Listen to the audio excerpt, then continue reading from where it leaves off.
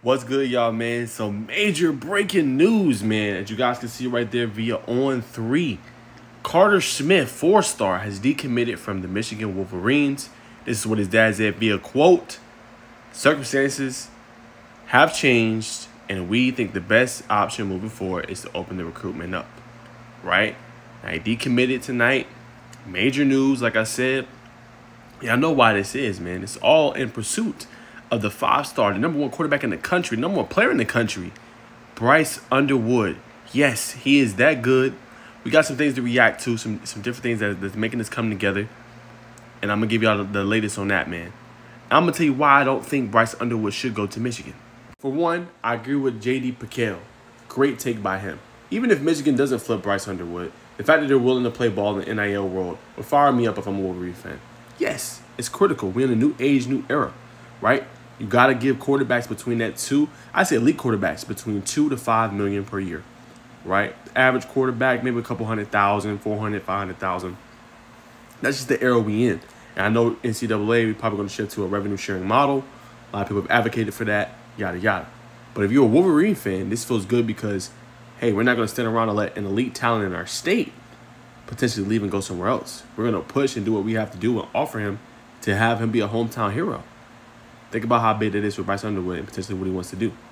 So, if you're a Wolverine fan, that's showing, hey, if there's an elite talent and we're in contention for him, we're going to do everything possible, everything necessary in order to land him. That makes you feel good because that's helping for your team going forward. Now, we have to see what happens now out of the season. How do you feel about Sharon Moore? Obviously, he got the extension and things like that.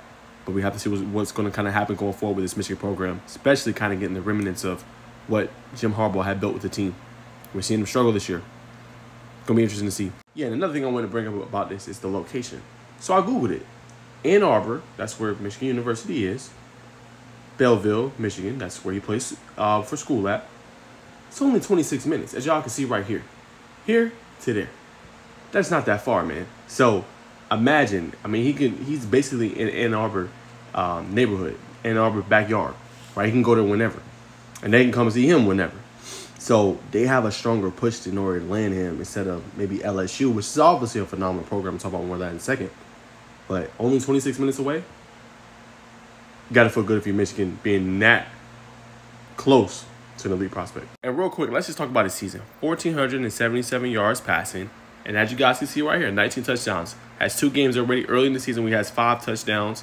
Has been absolutely fantastic. Only 1 interception all season, taking care of the football. On the ground, 427 yards rushing, I think 5 touchdowns. He's been lighting up. His team is 8-1, 7-0 in a district. Got a big-time game coming up in the playoffs, where a lot of people are in the high school realms and in high school ball right now. He's been doing his thing so far this year, man. Again, elite of the elite. Okay, so why I say he shouldn't go to Michigan? Okay, there's a couple reasons.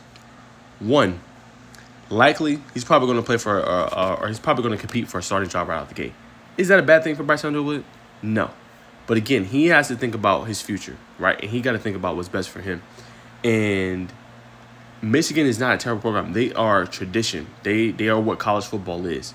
But we see the revolving door this year, right? We've seen Jack Tuttle. We've seen a quarterback retire for them. We've seen Alex Ujiri, right? We've seen guys come in and out of the lineup.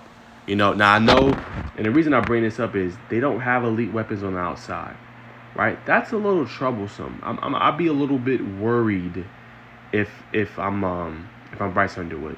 Yes, I can start, but am I going to struggle? Am I going to develop, right? So we got to think about that and put all of that in its totality, because again, the goal, college is great, but that's supposed to springboard you to the NFL. Where can I go get developed? And I feel like that's LSU. Now, Garrett Nussmeier has had an up and down season. You know what I'm saying? Probably going to likely be back for another year. Think about this, Bryce. Go to LSU, you're making pretty good money. You could be a backup year 1. Take the reins in year 2. And you coming in with one of the top recruiting classes in the country. You know what I'm saying? When you look at LSU, potentially come in with a Harlem Berry alongside of you, right? And you come in with a, like I said, top recruiting class and elite playmakers all over the field. You know, so for that, you feel good. And you got some potential guys on flip watch. They might be able to flip C.J. Wiley. We don't know yet. We're going to see. But for me, and I know LSU is farther away from Michigan. It's going to be tougher for your folks to come see you. But when you look at, and this is very important, when you look at what's being developed, who is Michigan's last great quarterback? You know what I'm saying? What would it be? Tom Brady. Okay, Hall of Famer. GOAT. They got J.J. McCarthy, right? Okay, they did produce him. But again, he's not playing in the NFL just yet. Had that injury, all right? But when we look at the track record of what LSU has been doing, especially over the last 5-10 years, Heisman Trophy winner, Joe Burrow. National championship as well. My bad. National championship as well. Heisman Trophy winner, Jaden Daniels. We see what he's doing in the NFL. You know what I'm saying? As a rookie. He's in a conversation for Rookie of the Year right now. If the season was to end today, he would be Rookie of the Year. So I say that to say, when you look at it in its totality, you're making a decision. Yes, the money is great, but at the same time, where can I go get developed? Where can I go get developed and be a lead on the next level? For me, that's LSU clear cut. I just pointed out 2 examples with Joe Burrow and obviously Jaden Daniels, right? They're going to get you the NIL money that you need to get to. You don't potentially have to start year 1. And peep this too, one more thing. Think about the different offenses. What is Michigan usually known for? A dominant rushing attack. Now, does that help them early out? Sure. But you're looking at LSU, a passing attack. So then you're going to be able to get even better. Learning how to beat the progressions. Learning how to read defenses. Learning from a great offensive coordinator. Not saying Michigan doesn't have these things, but think about it. A predominantly run team. Okay?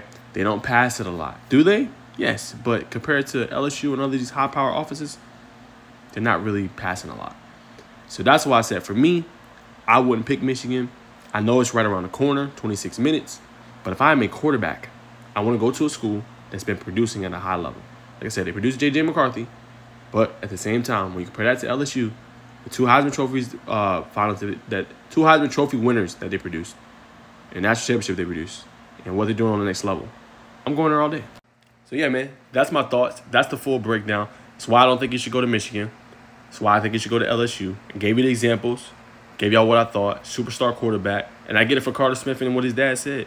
You got to do what's best for you at the end of the day. And if they're pursuing this guy, that means that you don't think very highly of me, or I'm not one of those guys that, I wouldn't say not at the top of your board, but you have other thoughts and you have other guys that you want, maybe higher than me. And any recruit, and this is advice to y'all, go where you want it. Go where you're the priority. If you see them targeting someone else, you know what I'm saying?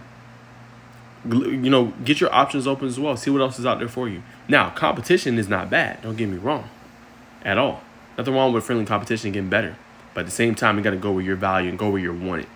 You want to be a place where, we like the guy, but we want that guy more. You know what I'm saying?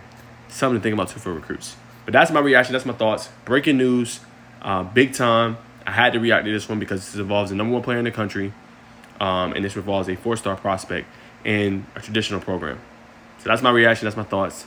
Michigan ain't playing around, using that NIL fund to try to get these top-end athletes. Let's see if they can pull it off.